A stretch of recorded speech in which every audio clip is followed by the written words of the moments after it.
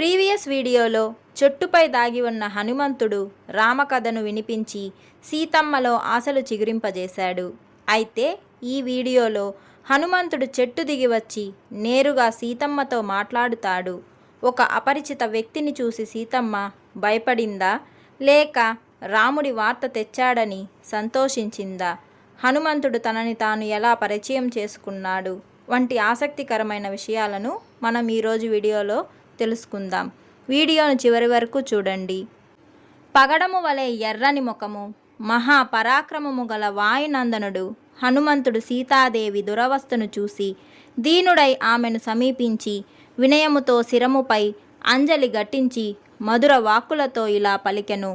తామర రేకుల వంటి కన్నుల కలదాన, అనిందితమగు సౌశీల్యము గలదాన, మాసిన పట్టు వస్త్రము దాల్చి ఈ చెట్టు కొమ్మను పట్టుకొని నిలచిన నీవెవ్వరు? అలల తాకిడిచే తామరాకులపై బడి అనంతరమే జారిపోవు నీటివలే నీ కన్నుల నుండి శోకము వలన కన్నీరు కారుచున్నదేలా? ఓ మంగళ రూపిణి, దేవతలలో, అసురులలో, నాగులలో, గంధర్వులలో, రక్కసులలో, యక్షులలో, కిన్నరులలో నీవే వర్గమునకు చెందిన దానవు. ఓ సుముఖి, రుద్రులలో, మరత్తులలో, వసువులలో నీవెవ్వతవు. ఓ సుందరమగు నడుము కలదానా, నీవు నాకు దేవత వలె తోచుచున్నావు. ఏ లోపము లేని సుందర నేత్రములు గల ఓ శుభాంగి, నీవు చంద్రుణ్ణి ఎడబాసి స్వర్గము నుండి భూమిపై బడిన తారారత్నము, ఉత్తమ సకల గుణాన్వితగు రోహిణివా, నీవెవ్వతవు. నల్లని కన్నులు కలదానా, నీవు కోపముచే లేదా అజ్ఞానముచే భర్త అగు వశిష్ఠుని కోపమునకు గురి అయి దివి నుండి భువికి జారిపడిన మంగళమూర్తి అరుంధతివి కావు కదా. ఓ చక్కని నడుము కలదానా, నీ పుత్రుడు, తండ్రి, సోదరుడు, భర్త వీరిలో ఈ లోకము నుండి పరలోకగతుడైన ఎవరిని గూర్చి నీవు శోకించుచున్నావు? నీవు రోధించుట వల్లను, మిక్కిలి నిట్టూర్చుట వల్లను, భూమిని స్పృశించుట వలను, నీ అందలి రాజలక్షణముల వల్లను నీవు దేవతవు కావని దోచుచున్నది. నీ అవయవముల తీరు, సాముద్రిక లక్షణములను బట్టి నీవు రాజపుత్రివి, ఏ రాజునకో పట్ట మహిషివని తోచుచున్నది. రావణుడు జనస్థానము నుండి బలత్కారముగా పట్టి తెచ్చిన సీతవా? అట్లగుచో తెలుపుము, నీకు శుభమగుగాక. నీ ముఖమందలి దైన్యము, మానవ కాంతలో అగపడని సౌందర్యము, తాపస వేషములను బట్టి నిశ్చయముగా నీవు రామభార్యవే అని తోచుచున్నది. సీత హనుమంతుని మాట విని అతడు రాముని గూర్చి ముచ్చటించుటచే సంతోషించినదై కొమ్మపై కూర్చుండిన అతనితో ఇలా అనెను. భూమండలము పైనున్న రాజశ్రేష్ఠులలో ప్రధానుడు, ప్రశస్తమగు బుద్ధి కలవాడు, శత్రు సైన్యములను పీడించివాడగు దశరథ మహారాజు కోడలినే నేను. మహాత్ముడు, విదేహ రాజగు జనకుని పుత్రిని. నా పేరు సీత, ధీమంతుడగు రాముని భార్యను.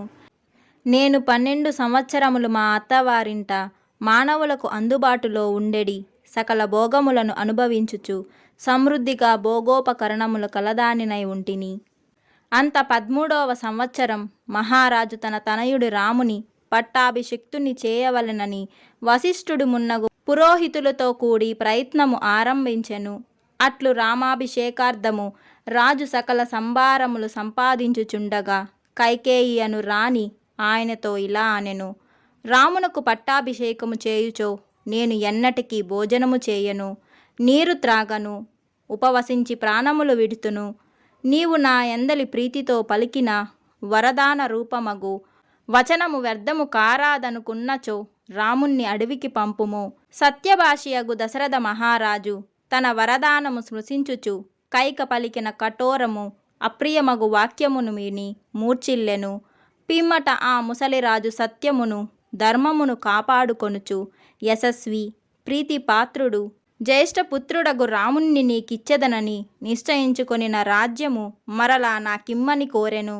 అంతట శ్రీమంతుడగు రాముడి అభిషేకము కంటే ప్రియమైన పితృవచనము మనఃపూర్వకంగా అంగీకరించెను. సత్యనిష్ఠుడగు రాముడు ఎవ్వరేది అడిగినను ఇచ్చునేని కాని ఎవ్వరిని యాచింపడు. ప్రాణములు పోవుచున్నను ఎవ్వరిని గూర్చియు చెడమాటులు పలకడు. మహాకీర్తిశాలియగు రాముడు అమూల్యములగు ఉత్తరీయములు విడిచి రాజ్యమును మనఃపూర్వకంగా త్యజించి నన్ను తన తల్లి కౌసల్య కడ ఉండమనెను.